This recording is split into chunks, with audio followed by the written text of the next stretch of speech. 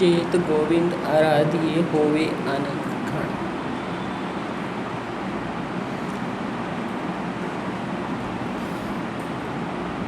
गोविंद की आराधना के लिए मानसिक रूप से जो तैयारी होनी चाहिए थी, संसार का स्वरूप देखना, देह का स्वरूप देखना, अहंकार का स्वरूप देखना, इनका मोह भंग करना, जो तैयारी चाहिए थी जिज्ञासु ने पहले वो तैयारी करी। मैले मन से परमात्मा को आराधने नहीं बैठ गया। मैले मन से परमात्मा की आराधना करता तो ऊपर से आराधना करता पर मन में मैल रहता।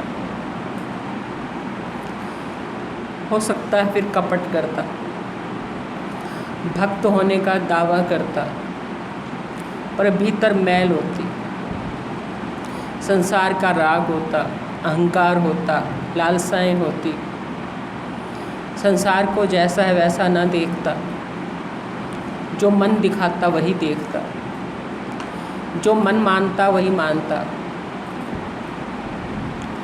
पर यहाँ पहले वो गुरुमुख हुआ है, मनमुखता उसने छोड़ी है। गुरुमुख होने के लिए उसने पहले ये कहा है कि मुझे हे स्वामी अपना नाम दीजिए, करी कृपा दीजिए नाम, और मुझे हे स्वामी अब प्रभु से मिलाइए, हरि मेलो स्वामी संग प्रभु जिसका निश्चल धाम। मुझे गुरुमुख बनाइए, मैं अपनी आप की तरफ अपना मुख करना चाहता हूँ, इधर से मैं उपरामता चाहता हूँ, इधर को मैं समझ चुका हूँ, आपको जानना चाहता हूँ, आपको प्रकट करना चाहता हूँ, जैसा है वैसा सामने लिखना चाहता हूँ। तो इसीलिए मैं चेत गया हूँ, मुझे चेतना मेरी जाग गई है। जागृत पुरुष के साथ रह करके मुझ में भी कुछ जागृति आ गई है, मैं चेत गया हूँ।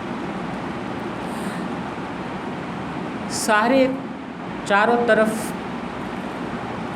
वृक्षों पर नए फूल आ गए हैं, फूलों वाले पौधों पर भी नए फूल आ गए हैं, चारों तरफ नयापन आ जाता है, फूल आ जाते हैं।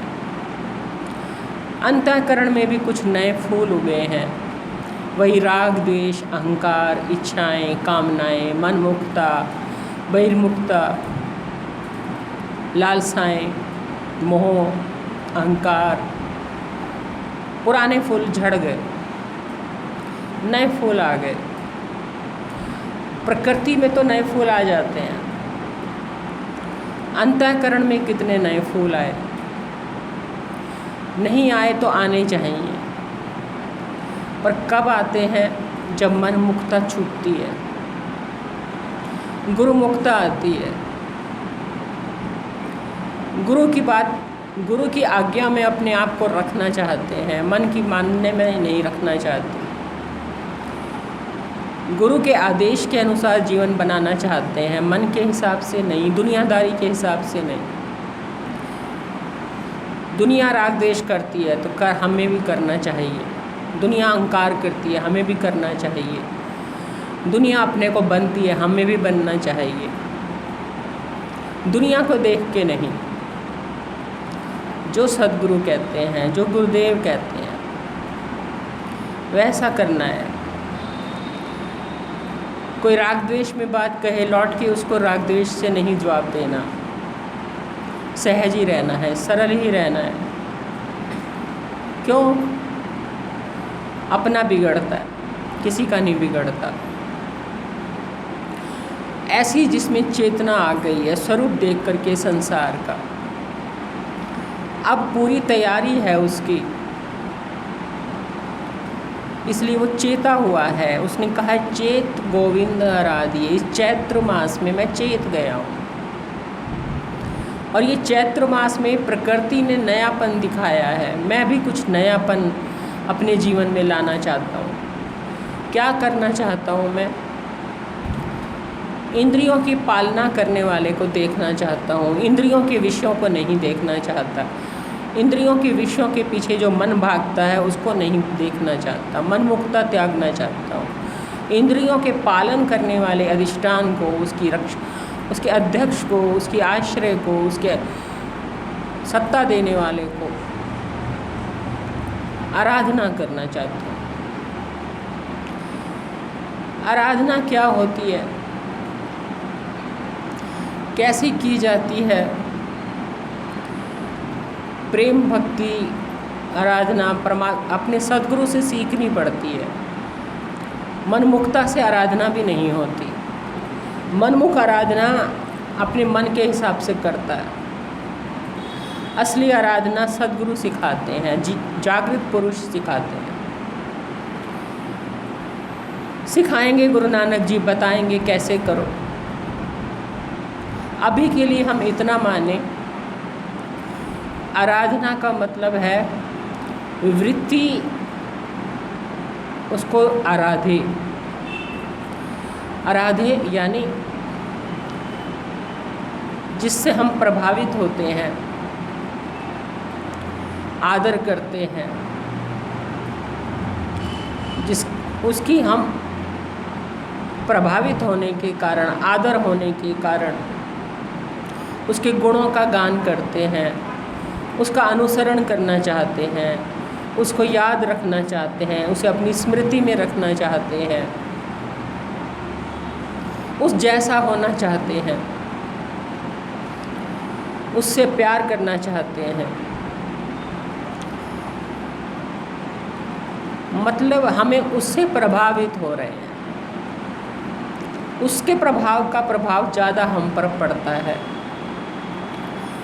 जिसका भी संसार में जिसके ऊपर ज़्यादा प्रभाव पड़ता है उससे वो प्रभावित होता है, उसका आदर करता है, उसके गुणों का अनुसरण करता है, उसके विचारों को अपनाता है, उसकी समझ को लेना चाहता है, उसकी आज्ञा में रहना चाहता है, उसकी सेवा करना चाहता है, उसका संग करना चाहता है।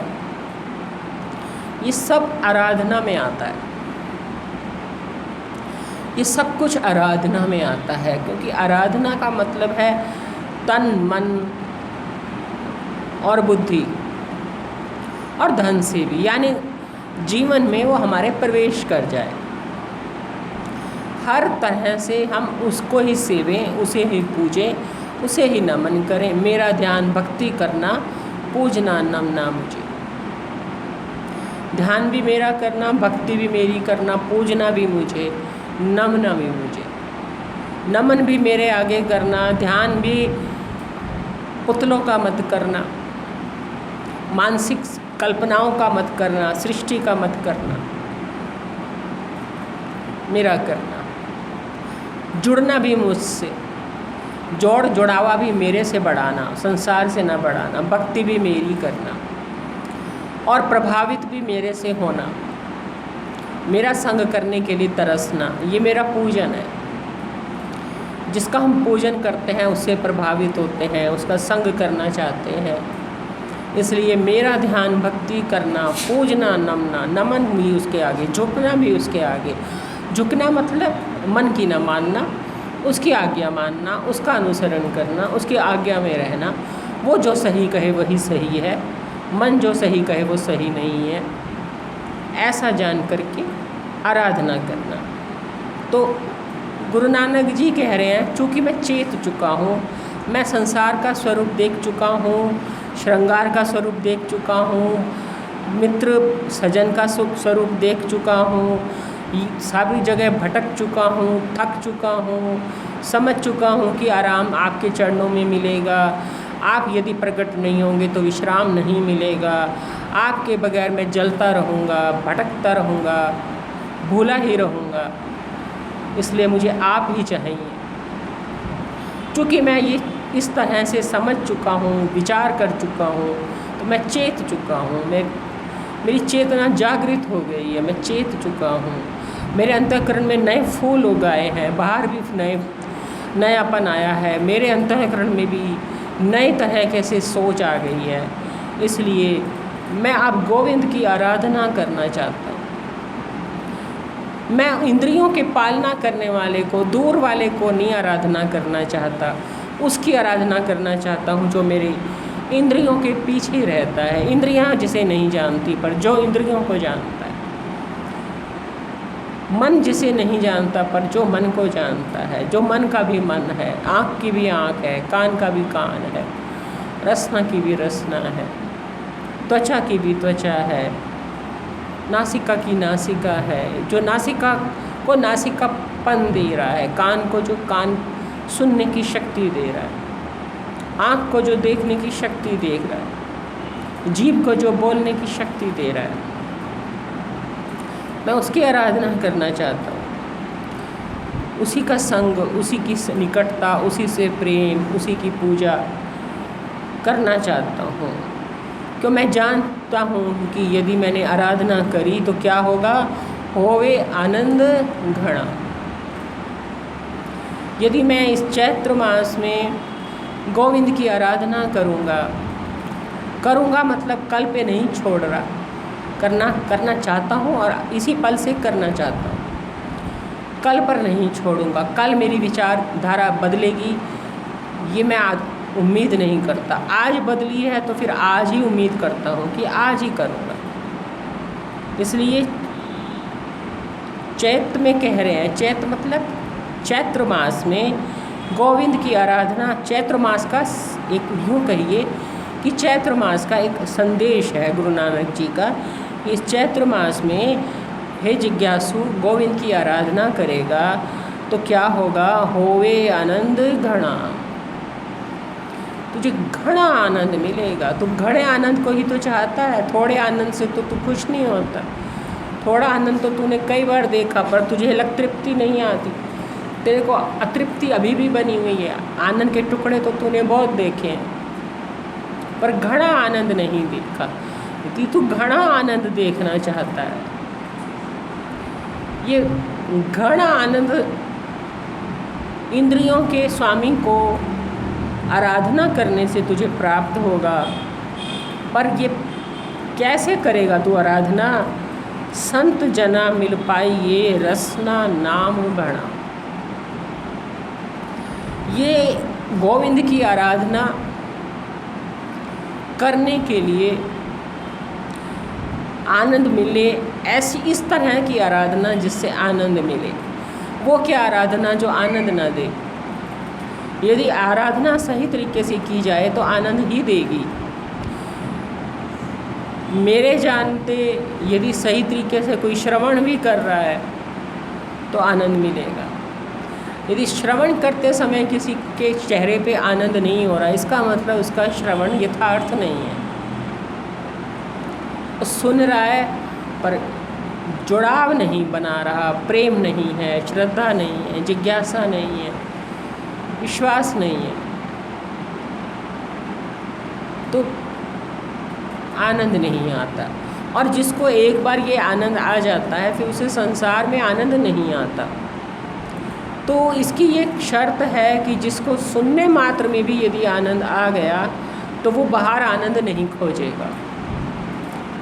यदि कोई बाहर आनंद खोज रहा है इसका मतलब वो सुनते समय भी नहीं सुन रहा,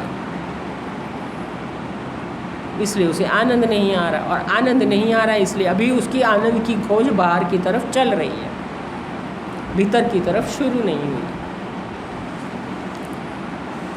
इसीलिए यहाँ जिज्ञासु तैयारी करके ही आराधना करने बैठा है। जिनकी तैयारी नहीं होती वो सुनते समय आनंद नहीं प्राप्त करते, उनकी आराधना शुरू नहीं होती, इसलिए घड़ा आनंद की मांग नहीं उठती, फुटकर आनंद की खोज चलती रहती है, घड़े आनंद की प्यास नहीं जागती।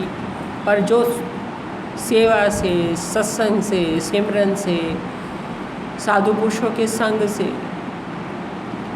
आनंद मानने लग जाते हैं, फिर वो गोविंद की आराधना में भी आनंद मांगते हैं और धीरे धीरे उनको अंतर्मुखता का आनंद भी मिलने लगता है। तो यहाँ गुरु नानक जी ने कह दिया कि गोविंद की आराधना करेंगे तो आनंद मिलेगा, घना आनंद आएगा। और ये घना आनंद तब आएगा जब संत जना मिल पाइए रसना नाम भरा। संत जनों के साथ मिलकर के ये पाएंगे।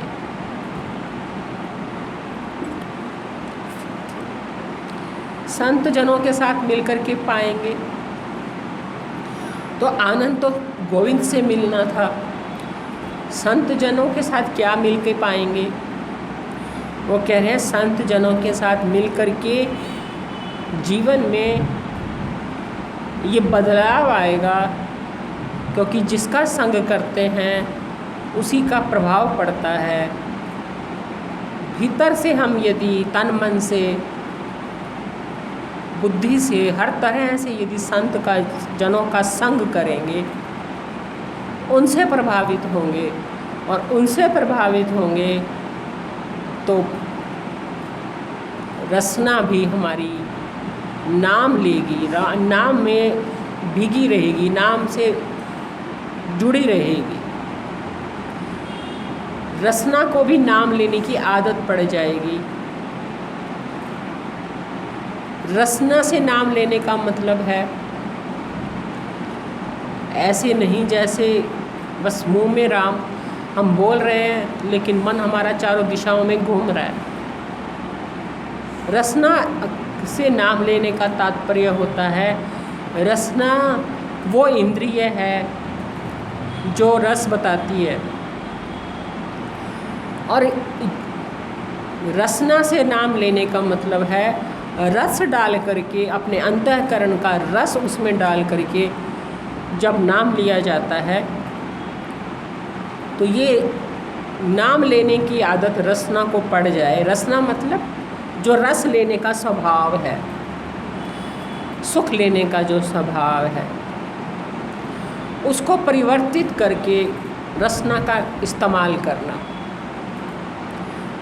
सुख लेने का स्वभाव मन के साथ है, इंद्रियों के साथ है, उस स्वभाव को नियंत्रित करके, क्योंकि नियंत्रण की शक्ति भी हमारे पास है और प्रयोग करने की शक्ति भी हमारे पास है। कहाँ प्रयोग करना है, कहाँ नियंत्रण करना है, ये मैं जो इसका स्वामी है वो जानता है, लेकिन वो इस शक्ति का उपयोग कितना करता है। तो जो मैं है, जो स्वामी है, वो अपनी नियंत्रण की शक्ति का प्रयोग करके और कर्म करने की शक्ति का उपयोग करके, दोनों का उपयोग करके अंतःकरण को, कर्म को परमात्मा की आराधना में लगाए, पर उसमें रस खोज के लगाए, सुख बुद्धि से लगाए, प्रीति से लगाए। जहाँ सुख बुद्धि नहीं बनती हो वहाँ मन को, इंद्रियों को नियंत्रित करे और इधर सुख बुद्धि लगाए। नियंत्रित करने को ही शम और दम कह देते हैं, इंद्रियों का दमन और मन का शमन। इंद्रियों को और मन को नियंत्रित करके प्रीति या सुख बुद्धि नाम में लगाए। नियंत्रण की शक्ति का बिना उपयोग करे मनुष्य मनुष्य नहीं है। मनुष्य के पास दोनों ही शक्तियां हैं, करने की शक्ति भी है और नियंत्रण की भी शक्ति है। वो करने की शक्ति का भी उपयोग करता है और नियंत्रण की शक्ति का भी उपयोग करता है। कितना करना है, कि कहाँ करना है, कब करना है। तो यहाँ पर इसलिए उन्होंने कहा कि संत जना मिल पाइए रसना नाम भणा। संत जनों के साथ मिल करके पाना है। क्या पाना है? आनंद घना। चैत गोविंद आराधिए, होवे आनंद घना, संत जना मिल पाइए। ये आनंद घना कैसे पाएंगे? संत जनों के साथ मिलकर के पाएंगे। रसना को नाम में डुबो करके, उसके साथ लगा करके, भर के पाएंगे। रसना मतलब सुख बुद्धि, प्रीति, जुड़ाव, भीतर एक जुड़ाव, नियंत्रण की शक्ति का उपयोग करके, सही मायने में संत जनों का संग करके ये पाएंगे। क्या पाएंगे? आनंद पाएंगे। आगे कह रहे हैं, जिन पाया प्रभु आपना, आए तिस ही गणा। जिन्होंने अपना प्रभु पाया है वही गिनती में आते हैं, बाकी सब तो व्यर्थ ही जीते हैं। जिन पाया प्रभु अपना, प्रभु अपना है, जो अपने में जो अपना है, और वो प्रभु है, अपनी प्रभुता रखता है, ऐश्वर्य रखता है, सत्ता रखता है, आनंद रखता है, मुक्ति रखता है, अमरता रखता है। ये उसकी प्रभुता है। तो जिन पाया प्रभु आपना, आए तिस ही गणा। जिन्होंने अपने प्रभु को पाया है, ये मान करके चलिए कि वो कुछ भी मानते रहें कि हम इस गिनती में हैं, हम उस गिनती में हैं। व्यवहारियों की गिनती कुछ और होगी, किसी गिनती में आते होंगे, कोई बुद्धिमानों की गिनती में आते होंगे, कोई धनवानों की गिनती में आते होंगे, कोई गुणवानों की गिनती में आते होंगे, कोई कुशल लोगों की गिनती में आते होंगे। पर प्रभु की गिनती में परमात्मा किनको अपनी गिनती में रखता है, परमात्मा किन्हें याद करता है, परमात्मा किनको अपनी गिनती में मानता है, वही गिनती में है परमात्मा की नज़र से जिन्होंने प्रभु को पाया है, अपने प्रभु को पाया है, पराये प्रभु को नहीं, ऐसे मिलने वाले प्रभु को नहीं जिसे हम कर्म से पाएंगे, जाएंगे तो पाएंगे, खोजेंगे तो पाएंगे, कोई दिखाएगा तो देखेंगे, कोई दर्शन कराएगा तो करेंगे। अपने में अपने प्रभु को जिसने पाया है, तुम्हारी गिनती में कोई आता होगा जिनसे तुम प्रभावित होते होंगे, तुम कहते होंगे हम उनको मानते हैं बड़े अच्छे हैं, हम उनको मानते हैं बड़े धनवान हैं, हम उनको गिनती में लाते हैं वो बड़े रूपवान हैं, उनके पास बहुत बल है, बड़े सारे लोग पूजते हैं। आपकी गिनती अपनी होंगी, गुरु नानक जी की अलग गिनती है, महापुरुषों की अलग गिनती, वो उन्हीं को गिनती में लेते हैं जिन्होंने प्रभु को पाया है, अपने प्रभु को पाया है। इसलिए जिन पाया प्रभु आपना, आए तिस ही गणा, बस वही गिनती में आते हैं। आपकी गिनती वाले लोग, आप समेत आपकी गिनती वाले सब लोग किसी गिनती में नहीं आते, क्योंकि ऐसे विशेष लोग बहुत होते हैं जिनका आदर होता है, जो पूजे जाते हैं, जो बुद्धिमान होते हैं, जो धनवान होते हैं, जो रूपवान होते हैं, जो दानवीर होते हैं, जो बड़े प्रभाव रखते हैं। ऐसे बहुत हुए हैं, बहुत आए हैं दुनिया में और बहुत मर गए हैं, बहुत चले भी गए हैं। ऐसे विशेष लोग बहुत हुए हैं, एक से एक बुद्धिमान हुए हैं, एक से एक धनवान हुए हैं, एक से एक रूपवान हुए हैं, एक से एक बल वाले, जन बल वाले, धन बल वाले हुए हैं, एक से एक प्रभाव वाले हुए हैं, बहुत हुए। पर गिनती में वही आए हैं जिन्होंने अपना सर्वस्व परमात्मा को माना है। वो कोई मीरा जैसे, रविदास जैसे, नामदेव जैसे, तुकाराम जैसे, रामकृष्ण परमहंस जैसे, विवेकानंद जी जैसे गिनती में है। साधु पुरुष जो सच में अपने प्रभु को पाया है, जिन्होंने उस प्रभु को जिसको उन्होंने कहा है कि जिसका निश्चल धाम है वही गिनती में आते हैं, उन बाकी गिनती में नहीं आते। व्यवहारियों की गिनती तो चलती आ रही है अनादि काल से, पर वो गिनती कोई गिनती नहीं है।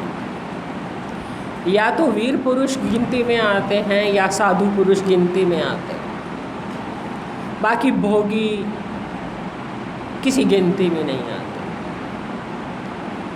दो ही गिनतियाँ श्रेष्ठ मानी जाती हैं, या तो वीर पुरुषों की या साधु पुरुषों की। भोगियों की तो बहुत गिनतियाँ, अनंत हुए हैं, अनंत चले गए हैं। तानाशाही भी बहुत हुए हैं, बहुत चले गए हैं। रूपवान भी बहुत आए हैं, बहुत चले गए हैं। धनवान भी बहुत आए हैं, बहुत चले गए हैं। कोई गिनती नहीं है उनकी। अपनी गिनती में सब मानते हैं अपने समय में, इतिहास नहीं मानता। दुनिया याद नहीं रखती। दुनिया या तो वीरों को याद रखती है या साधु पुरुषों को याद रखती है। इसलिए जिन पाया प्रभु आपना, आए तिस ही गणा, एक खिन तिस बिन जीवना, वृथा जन्म जड़ा। एक क्षण भी उसके बगैर जीना, जीवन को व्यर्थ करना है। ये मानकर चलिए, कहना तो अजीब ही लगता है क्योंकि कोई ख़ास फ़र्क नहीं पड़ता, पर सोच है, फ़र्क तो पता है सालों से नहीं पड़ता, लेकिन जो सोच है, सच्चाई है, वो बोलनी है, मजबूरी है। गपशप मार नहीं सकते, खुश किसी को कर नहीं सकते, बोल सच्चाई ही सकते हैं, और कुछ बोलना आता नहीं। गुरु नानक जी एक ही सच्चाई बता रहे हैं, एक ही सच्चाई बुझे बीजी महाराज ने बताई 2 लाइनों में कि बोल मेरे मन योगिया, जुड़ से के ना जुड़ से, जे जुड़ जासे ते सुख पासे, जे ना जुड़ से ते पया रुल से। ये 2 लाइनें सुनने में ऐसे लगता है कि हाँ 2 लाइनें हैं गाली, पर असली में बहुत सीरियस कर रहे हैं हमें, थोड़ा सिंसियरली सोचने को कह रहे हैं, बड़ा गंभीरता से सोचने को कह रहे हैं। गाने के लिए या मनोरंजन के लिए ये 2 लाइनें नहीं हैं, गंभीर बनने के लिए हैं, थोड़ा ज़्यादा गंभीर। जैसे मैं उदाहरण दूंगी कि किसी बच्चे को कोई कहता है पढ़ ले, पढ़ेगा तो अच्छे से नंबर लाएगा, अच्छी नौकरी मिलेगी, नहीं पढ़ेगा अच्छे नंबर नहीं आएंगे, अच्छी नौकरी नहीं मिलेगी, जवानी खराब हो जाएगी। कितने गंभीर होकर के माँ बाप कहते होंगे। कोई बच्चा उसको गंभीरता से लेता होगा, कोई नहीं लेता होगा। उन्हें पता है कि जो हम कह रहे हैं कि नहीं पढ़ेगा तो अच्छा काम नहीं कर पाएगा, जीवन में कुछ सफल नहीं होगा, ठोकरें खाएगा। जो भी काम अपना जिम्मेदारी से नहीं करता, उस व्यक्ति को कहा जाता है कि भाई जिम्मेदारी से कर ले। कोई कार भी चला रहा है, एक्टिवा भी चला रहा है, बाइक चला रहा है, साइकिल चला रहा है, ध्यान से चलाना, एक्सीडेंट ना कर लेना। एक्सीडेंट कहने को एक शब्द है पर बहुत कुछ कर देता है, बड़ा भयानक होता है। एक्सीडेंट से बचना, सावधानी से चलाना, सावधानी हटी दुर्घटना घटी। सुनने में ये एक शब्द है, सावधानी हटी दुर्घटना घटी। कोई इसको सीरियसली ले ले तो सावधानी रखेगा, नहीं लेगा कब दुर्घटना घट जाए और दुर्घटना क्या करा दे, कहाँ लाके खड़ा कर दे, कुछ नहीं कह सकते। जीवन की दुर्घटनाएं कहाँ खड़ा कर दें, सावधानी हटने पर कुछ नहीं कह सकते। हमें गुरुदेव भी कहीं ना कहीं उसी तरह से गंभीर करते हैं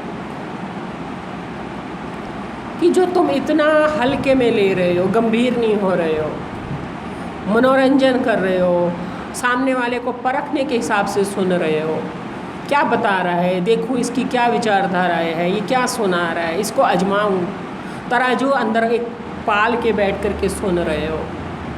कोई प्रीति नहीं, कोई श्रद्धा नहीं, कोई जिज्ञासा नहीं, कोई विश्वास नहीं, कोई प्रेम नहीं, रूखे अंतःकरण से बस जांच ही रहे हो, जांच ही रहे हो, जांच ही रहे हो, वर्षों से जांचने का ही काम कर रहे हो। क्या दे दिया तुम्हें इसे जांच पड़ताल ने? प्रेम रखते, श्रद्धा रखते, भरोसा रखते, जिज्ञासा ही रख लेते, ज्ञान के लिए ही कुछ विश्वास रख लेते, कुछ दे देता। इसलिए महापुरुषों ने कहा कि बोल मेरे मन योगिया, और मेरा मन तू होना तो योगी चाहिए, जुड़ाव वाला होना चाहिए। तू होना मिला तो तू जुड़ाव के लिए था, पर तू प्रभु नाल जुड़ से कि ना जुड़ से। जुड़ से मतलब फ्यूचर में नहीं, फ्यूचर में नहीं कह रहे कि जुड़ेगा कि नहीं जुड़ेगा। जुड़ से मतलब मैं जुड़ने बैठा हूँ, अब तू जुड़ता है कि नहीं जुड़ता, जुड़ से कि ना जुड़ से। इन फ्यूचर नहीं कि कल पे छोड़ रहे हैं, जुड़ेगा कल को, जुड़ेगा नहीं जुड़ेगा। अभी के अभी पूछ रहे हैं, मैं बैठा हूँ जुड़ने के लिए, बोल तो जुड़ेगा कि नहीं जुड़ेगा। नहीं जुड़ेगा तो रुलता रहेगा, जो जुड़ जाएगा सुख पाएगा। होवे आनंद घना। तो जितनी गंभीरता किसी को ड्राइविंग में चाहिए, आग के आगे चाहिए, प्रेस के आगे चाहिए, बिजली के आगे चाहिए, पढ़ाई में चाहिए, बिजनेस में चाहिए, पैसा जोड़ने में चाहिए, पैसा गिनने में चाहिए, उससे कहीं ज़्यादा गंभीरता चाहिए। ये स्थूल वस्तु हैं, इसमें कितनी गंभीरता चाहिए होगी। परमात्मा से जुड़ने में इससे कम से कम 50-100 गुनी तो जरूरत पड़ती है। पढ़ाई की, ड्राइविंग की, आग के आगे, प्रेस के आगे, किसी इलेक्ट्रिक चीज़ के आगे हम थोड़े गंभीर रहते हैं। कोई हादसा ना हो जाए, सावधानी ना छूट जाए, कोई दुर्घटना ना हो जाए। पर यहाँ कह रहे हैं कि मना जुड़ेगा कि नहीं जुड़ेगा। नहीं जुड़ेगा तो बहुत बड़ी दुर्घटना तेरे इंतज़ार कर रही है, तो रुलेगा रुलेगा। बहुत बड़ी दुर्घटना तेरा इंतज़ार कर रही है। इधर तेरा शरीर छूटा, इधर तेरी योनि तैयार, इधर तेरा दोबारा गर्भ तैयार। इसलिए जिज्ञासु को बात की गंभीरता समझनी चाहिए। पर बात वही है, कलयुग का प्रभाव, भोगों का प्रभाव, मैं, मेरा, तू, तेरा इतना अंदर है कि ये बातें बेअसर है। पर गुरु नानक जी कह रहे हैं, एक खिन तिस बिन जीवना वृथा जन्म जना। एक क्षण भी, वो एक क्षण भी कह रहे हैं, क्षण भी। अब एक क्षण भी कैसे कोई उसके बगैर ना जीता हो, ये कैसे संभव है प्रैक्टिकली? ये संत प्रैक्टिकली होते हैं, हवा में बातें नहीं करते।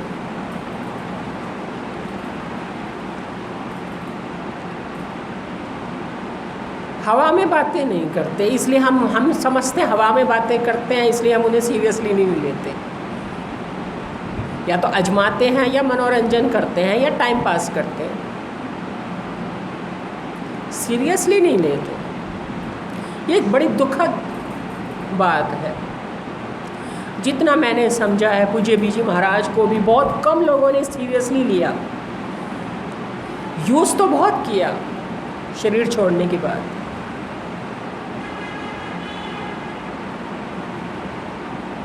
सीरियसली नहीं लेते।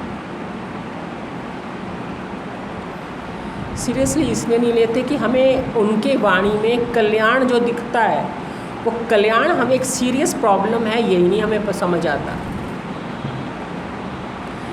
ये जो बंधन में पड़े रहना, जन्म मरण के चक्र में पड़े रहना, ये बहुत बड़ी एक दुखद घटना है जो हमारे साथ पता नहीं कितनी बार बीत चुकी है,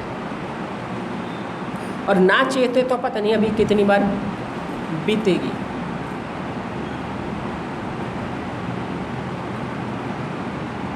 लेकिन समस्या यहाँ आके खड़ी हो गई कि एक क्षण भी परमात्मा को बिना याद करे जीवन व्यर्थ होता है, तो एक क्षण भी कैसे करें।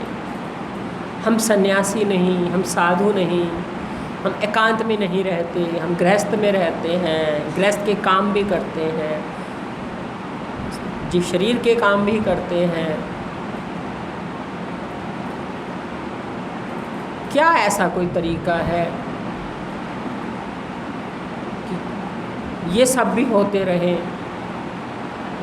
और हम अपने आप को जवाब भी दे सकें, अपने आप से आंख भी मिला सकें, गुरुदेव से भी आंखें झुका के बात ना करनी पड़े हमें, हमारी आंखें उनके आगे भी ना झुकें। क्या ऐसा तरीका है? उस तरीके पर कल बात करेंगे। तरीके बहुत हैं, इच्छा शक्ति चाहिए, नीयत चाहिए। नीयत हो तो बुद्धि तरीके खोज लेती है, नीयत ना हो तो तरीके सामने हो तो भी बुद्धि नहीं करती। तो उस पर कल बात